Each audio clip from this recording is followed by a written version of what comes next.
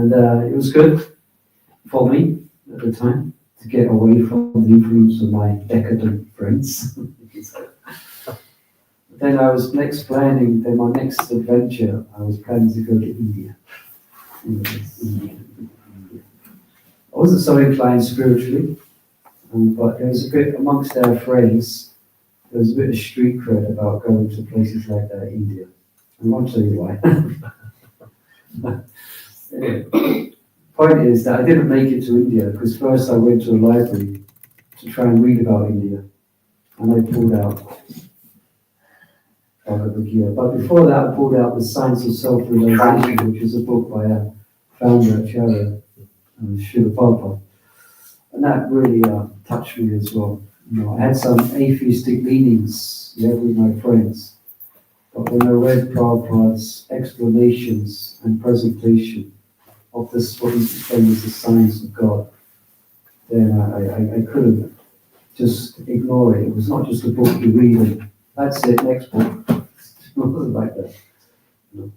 But I was a bit scared of it because I could feel it. Wow, this might transform my life, and I was quite attached. I was a little bit worried. So I kind of read it, put it down, and I thought, okay, let me go and get another book. You know. So I went back to the library and I pulled out this Bhagavad Gita, and I didn't know it was by the same author. And I started reading it.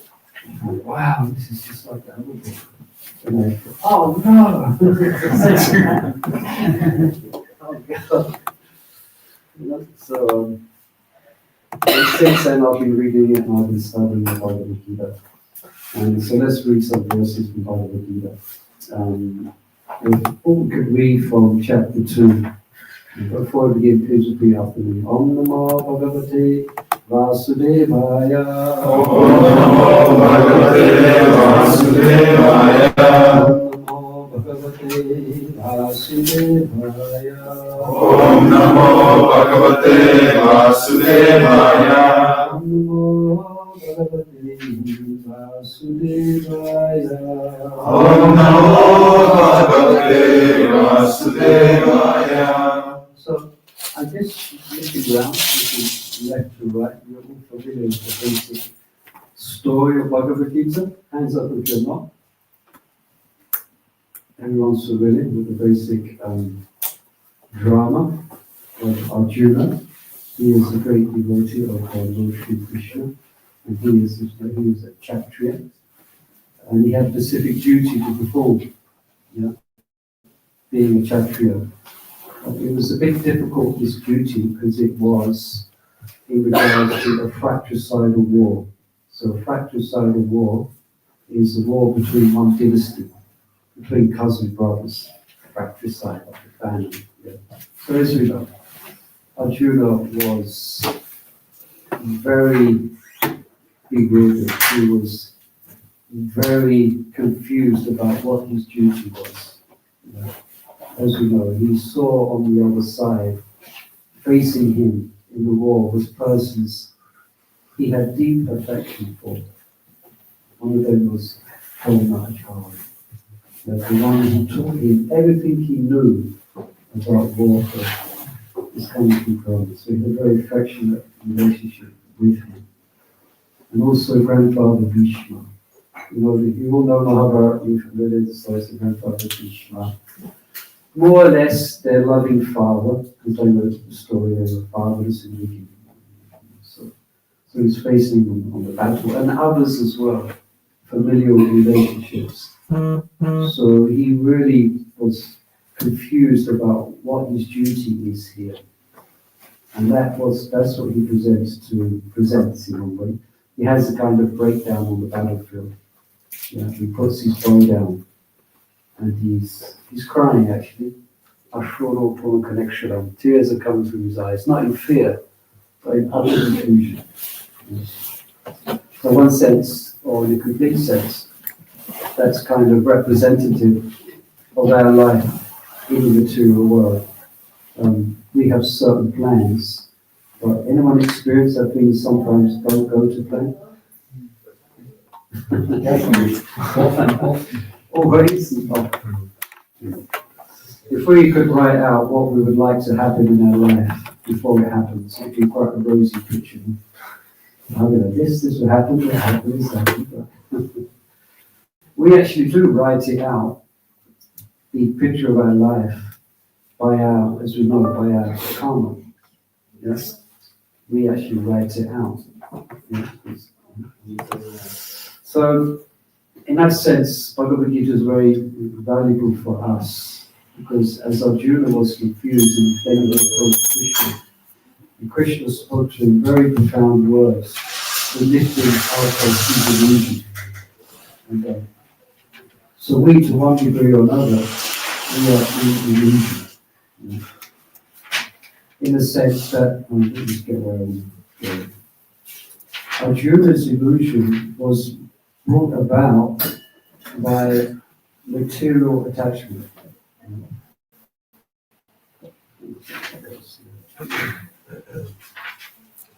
Specifically, that material attachment, he was very much attached and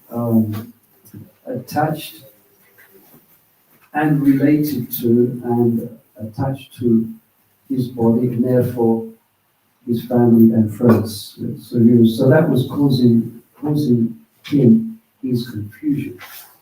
So I think I'll find the verse here. 2:14. So then, what's the first instructions that Krishna begins to tell Arjuna to lift him up from his grief and anxiety? The first instructions, it's a question. We are different from our bodies. Yeah, we are, because that was the root of his anxiety and his confusion.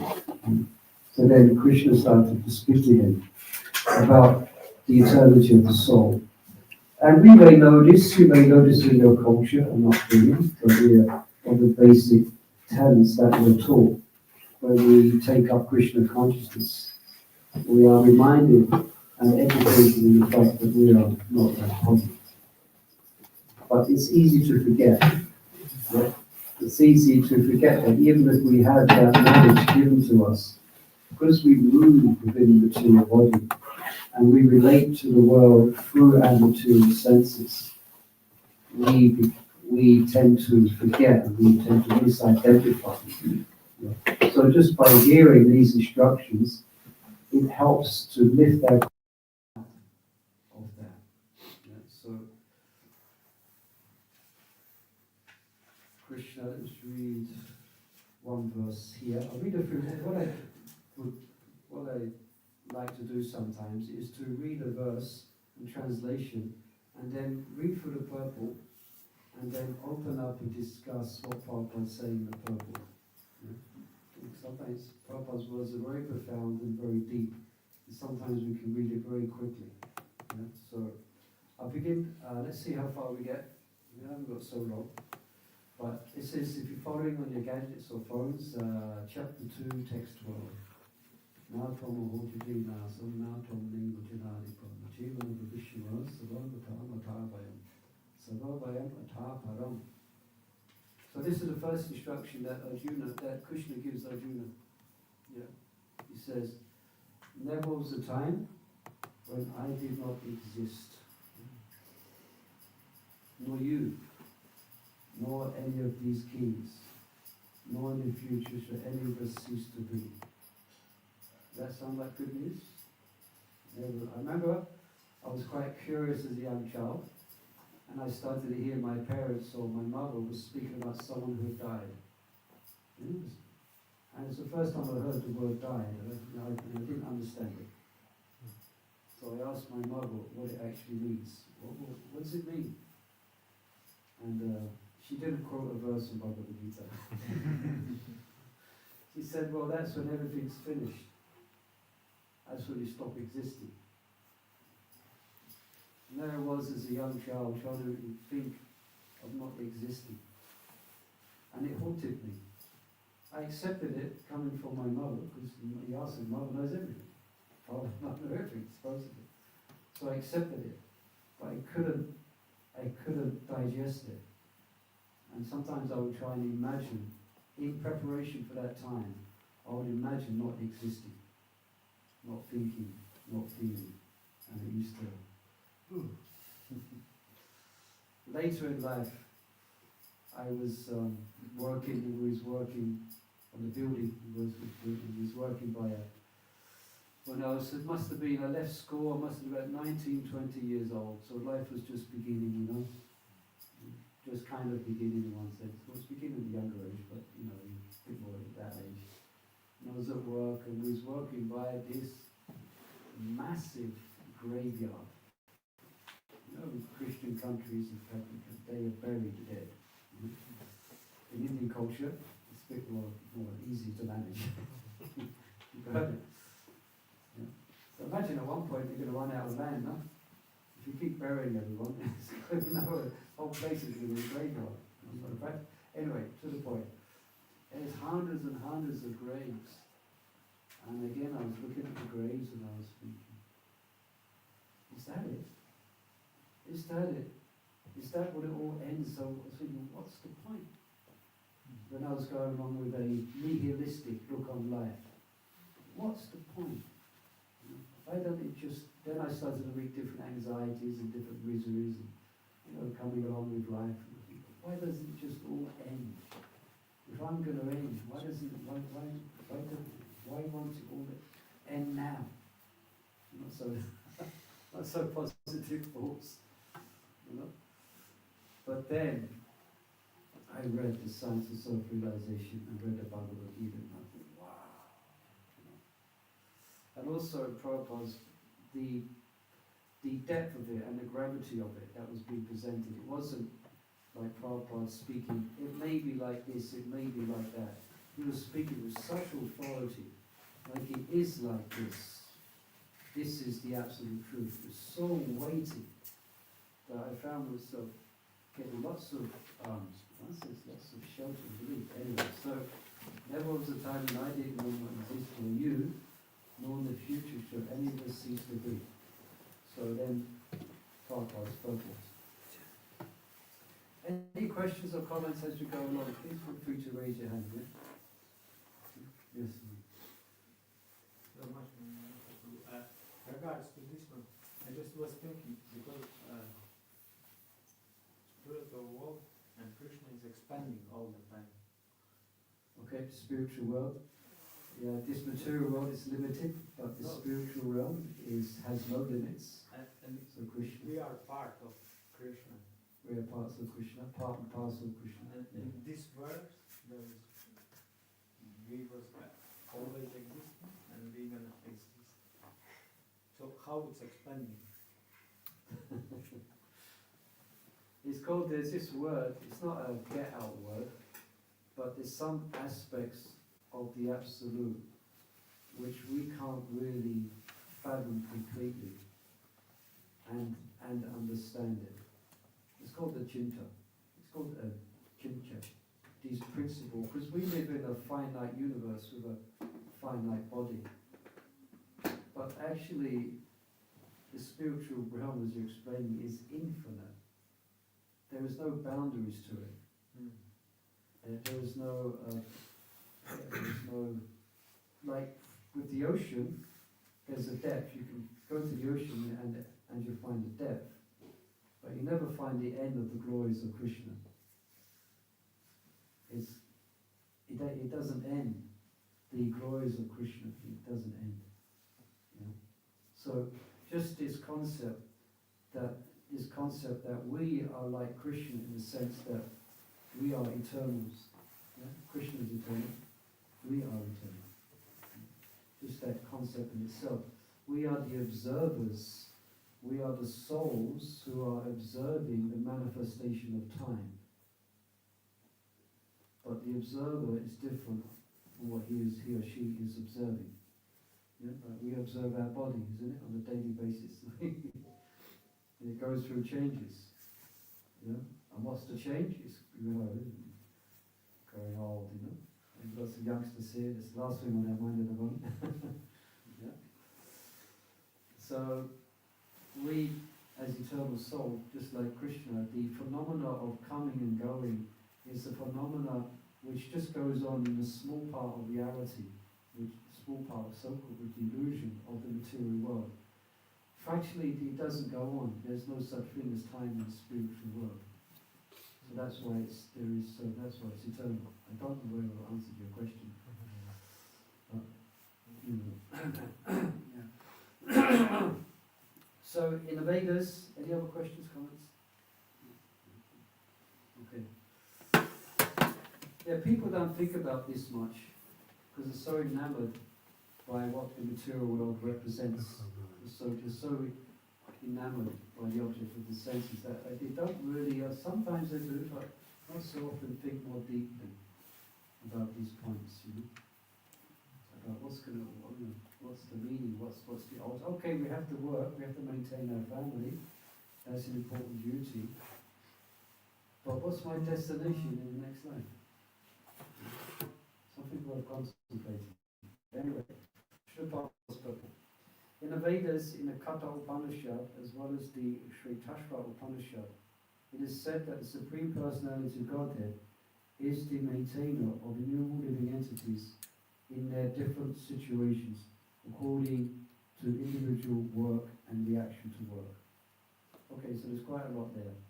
First of all, Srila Prabhupada, that's when you speak in spiritual circles, you don't say, I think it's like this, or I think it's like that. You actually go to the authority, which is the Vedas. So Prabhupada is saying here. In the Vedas, in the Katha Upanishad, and the Sri Tashva Upanishad, it is said that the Supreme Personality of Godhead is maintaining innumerable living entities. Yeah? So everyone is actually being maintained by the grace and by the mercy of Krishna. And once Krishna also says, I am directing the wanderings of all living beings. Yeah? Sometimes I like to step back sometimes and look at the moving mass of people and meditate on this fact that Krishna is directing everyone from within the heart in their pursuit of their desires. It's actually Krishna. So he's actually maintaining everyone. On my way here, I was waiting at Gatwick Airport. I had 2 hours, so I was looking at a mass of people coming and going. Yeah, and it's quite profound actually if we see it through the eyes of Bhagavad Gita. It is not ordinary. Life is not ordinary. It's extraordinary when we have a sense of God consciousness. When we have knowledge from Bhagavad Gita, it's extraordinary. How it's all going on. Of course, we have a philosophy or philosophers say that there is no such thing as God. Have you ever heard that philosophy? Yeah. That there is no supreme. There is a book called God is Dead or something. God is dead. Yeah. It's Nietzsche. There's lots. Yeah, that was Nietzsche. Nietzsche was a philosopher in the early 19th century. And his conclusion was that the subject of God is not relevant. This was the beginnings of the Industrial Revolution. Yeah? So the subject of God is not relevant. So he coined this phrase, God is dead. Yeah. But then I saw this cartoon where say Nietzsche's done some graffiti. God is dead on the wall. Then underneath it said Nietzsche's, and it's signed Nietzsche. God is dead. Then underneath it, Nietzsche's dead, signed God. Yeah. We've got a so-called great philosopher going that. So yes, but there is something more. There is more to life than shopping. Honestly. There's more to life than shopping. Yeah. There's something much more profound in life. Yeah. So anyway, so in terms of their different situations, according to individual work and reaction to work. So what Prabhupada's speaking about here? Karma. Yeah, karma. Just the truth it's speaking about. According to their different situations. So Krishna ultimately Karma also, we understand the basic law of karma. For every reaction there's a reaction, but it also has an aspect of a chincha, in that everyone at all times is getting there, and how to manage that. How is that managed? How everyone is getting the fruits of their specific activities. How is it actually managed? Yeah, it's not by material intelligence. Obviously, it's something very profound. That's Krishna. So like, who is actually doing it? Is Krishna. Yeah? Krishna is ultimately, yeah. He is maintaining in terms of their different situations according to individual work and reaction to work. That's why it's good to come before the Lord in a helpless mood. We can try our best in life, and we should. We shouldn't. In the name of everything to control, just not do anything. We shouldn't procrastinate. We should want to do our specific duties, but ultimately, we're dependent upon Krishna. Yeah. We have so many plans. We make so many plans. You've heard the Manohara? There's discussions there. In one part of the Manohara, there's these discussions about dying and about death. You know, so death comes to take away someone when they're, just when they're about to pick a flower, just about to smell a flower, then death comes. Yeah, death comes before one's plans are succeeded again. So that Supreme Personality of Godhead is also by His plenary portions alive in the heart of every living entity. Yeah? The Supreme Lord. So that takes a bit of takes a certain, to actually have some perception of that, or to actually appreciate that. It takes a specific type of lifestyle. Yeah? But the fact is that the Lord is, we are, you could say, you have a conscience. You ever done things where you wish you hadn't have done? Said things you wish you hadn't said? Anyone? Yeah. Drank things you wish you hadn't have drank? Took things you wish you hadn't have took? Etc. There's always this is the Lord in the heart, conscience, trying to direct us towards goodness, yeah? Trying to direct us towards things which will do us good in our life. But often we become mesmerized and we forget, there's the modes of material nature, goodness, passion, and egoism, as described in chapter 14. So often we don't hear that inner guide. Yeah? And that's the Lord in the heart. And it's described that he's actually our best friend. Okay, you have a good friend, very good friends, but the real best friend is the Lord in the heart. It's like we go through different situations in life, and we have a conversation, isn't it? No matter what difficulty that we go through, we have an inner dialogue, isn't it? We have an inner reflection on what we've gone through. Something that we may not even reveal or speak to the person closest to us. There's an inner conversation about our life. That conversation is with the Lord in the heart. Yeah. It's very subtle. Yeah. And when I read Bhagavad Gita, I started practicing spiritual life. I started to follow principles of spiritual life. Then I could recognize my conversations with God before I took the spiritual life. I could recognize it. There were some situations that I was in that I was deeply, I could remember getting good intelligence, and I was appreciating. Yeah, that was Krishna giving me good intelligence, Yeah, that's Krishna's direction. So he is alive, and so what's he doing? That's described in chapter 15. He's given everyone knowledge, remembrance, and forgetfulness. Chapter 15, text 15. So yeah, he is alive in the heart of every living entity. Then Prabhupada says, only saintly persons who can see within and without the same Supreme Lord can actually attain perfect and eternal peace.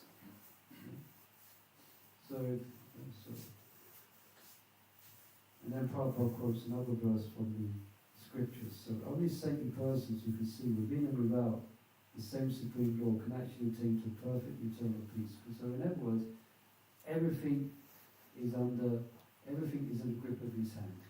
Everything is in his control. Yeah? So therefore, why be in anxiety? Yeah? Peace. Yeah? Everything, it takes all the reversals that happen, ultimately the so-called reversals that happen, the things that happen in this world, ultimately the Supreme Lord is in control. Yeah? Are you convinced of that? Yeah. Yeah. So it takes, and then Prabhupada quotes from the Katha Upanishad. I won't read the Sanskrit, Prabhupada paraphrases the purpose. The same Vedic truth given to Arjuna is given to all persons in the world who pose themselves as very learned, but factually have a poor fund of knowledge. Okay, this Prabhupada being here. The same Vedic truth given to Arjuna is given to all persons in the world who pose themselves as very learned, but factually have but a poor fund of knowledge.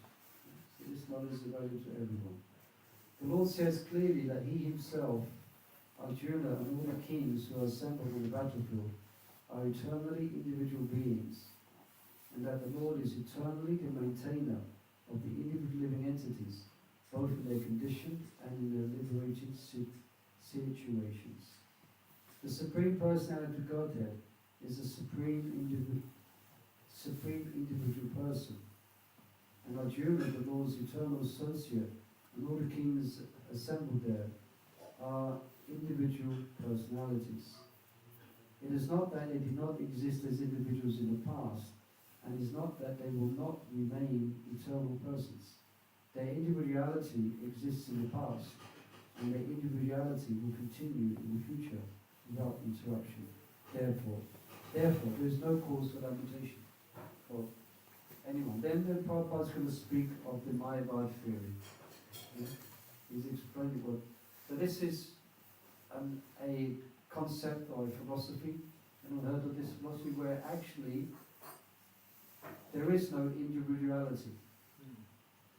You ever heard that? We are all one.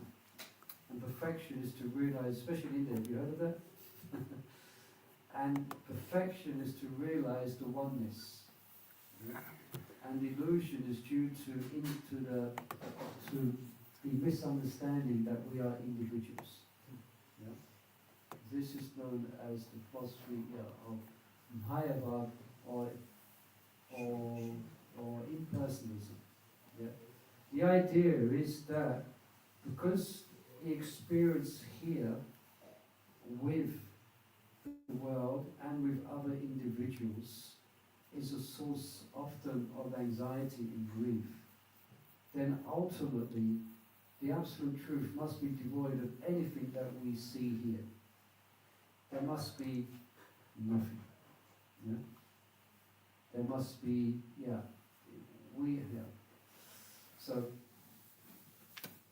then Prabhupada speaks more in detail about this philosophy, and Prabhupada speaks against it a lot. Yeah? Because what does Krishna say here? There was a time when I did not exist, when you, nor the future, shall any of us cease to be. So when you take up the path of trying to imagine that you don't exist, imagine that you have no individuality. Yeah. So there's no God, there's no me, there's no you. So therefore there's no devotion. It's the complete antithesis of actually devotion. It's like trying to delete the soul. You know, on your computer you delete things, then you put it in a wastebasket, and you delete it from the wastebasket. You're trying to delete the soul, but you can't, according to Krishna's words. No. The soul can never be deleted. It's an eternal, fragmental part of the Supreme. Mamai Jivan Soul, Jiva Loke, Sanatan. Eternally, we have an eternal relationship with the Supreme. We cannot delete it. We will never. Then Prabhupada describes more. Any questions about this? Okay. 5 minutes. Okay.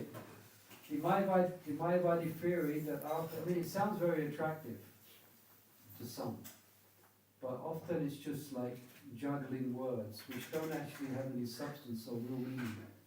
Yeah. Like I could juggle some words now, which may sound very attractive. Like, the oneness is contained within the silence that is the ocean of the unknown and rests in the heart to be known only in silence. Does that sound nice? I'm just making up words. Yeah, you can try it yourself at home. Yeah? The oneness of the ocean is contained within the peacefulness that is nothing and is understood by those who are silent in space. It doesn't mean anything. I'm just juggling words. You understand? You can try it. It doesn't, and it's not our experience as well. Our experience of life, the experience of life is individuality. That's what makes life, isn't it? Imagine if we was all one. We can't. That's what makes life itself when you exchange with people. There's so much what's called rasa. Yeah? Okay, sometimes the exchanges may be ghastly. But emotions, it comes from interacting with people. Yeah? So the philosophy of so-called that ultimately we are one is, Prabhupada speaks against it here. Okay, Prabhupada gets into it. The Mayavadi theory that after liberation, the individual soul is separated by a covering of Maya or illusion. Yeah, so they say that's the idea that we are in the illusion that we have identity by Maya. And the goal is to be free of that illusion and to understand you are one. So, that we will merge into the impersonal Brahman and lose its individual existence is not supported herein by Lord Krishna, the Supreme Authority. Nor is the theory that we only think of individuality in a conditioned state supported herein. Krishna clearly says herein that in the future also the individuality of the Lord and others, as it confirmed in the Upanishads, will continually eternally. Yeah. So 500 years from now, we're still going to be souls. Yeah. Hopefully, the idea to practice spiritual life, you will enter into the spiritual realm. You still be individual. So the spiritual realm is full of variegatedness and pastimes with the Supreme. So just, worth contemplating. This life is this body that we have is very flickering. It's very insignificant in comparison to our eternal existence. How many different bodies we have had as souls. This body is very insignificant. It's just like, perhaps, you have when you was younger, you had an item of clothing that you disregard at some point. You had it, you got your old favorite pair of boots, something. Then you disregard it. It's insignificant to you. It's the same with this body. Ultimately, it's from the perspective of eternal soul, it's just one, it's over so quick. So quick. Then you get another body. So, in 5%, yeah. It's confirmed, then Prabhupada says, it's confirmed in the Upanishads and will continue eternally. This statement of Krishna is authoritative because Krishna cannot be subject to illusion. If individuality were not a fact, then Krishna would not have stressed it so much even for the future. The Mayavadi may argue that the individuality spoken by Krishna is not spiritual but material.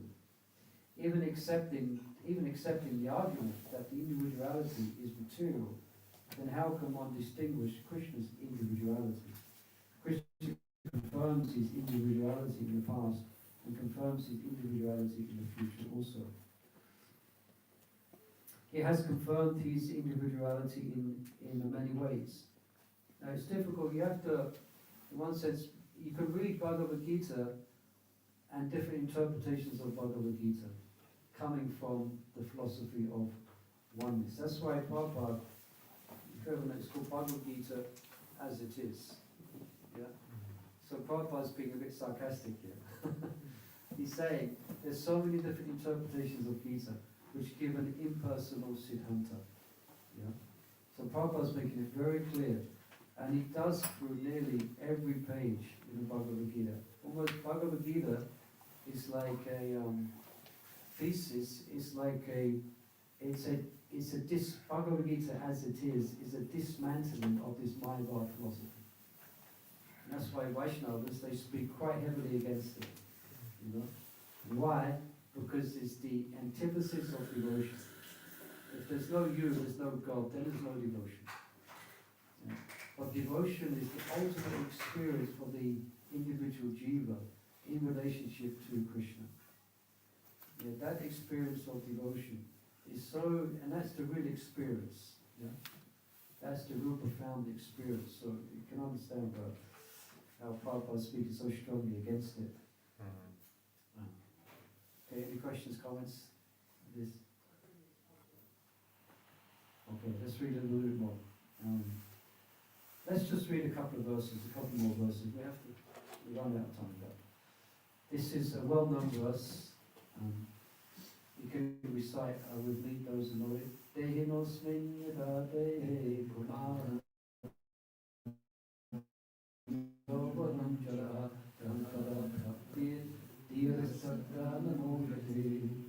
So Krishna is saying, as embodied soul continually passes in this body from boyhood to youth to old age, the soul simply passes into another body at death. As someone who's dear, a sober person, is not deluded by such a change. So, sober by knowledge doesn't mean they haven't taken intoxication. They have knowledge, yeah. So quite simple, yeah. We are, we had a young boy, Prabhupada gave his example so many times. We have a young boy, and the body changes, but we remain the same person. Yeah. We are watching the change of our body.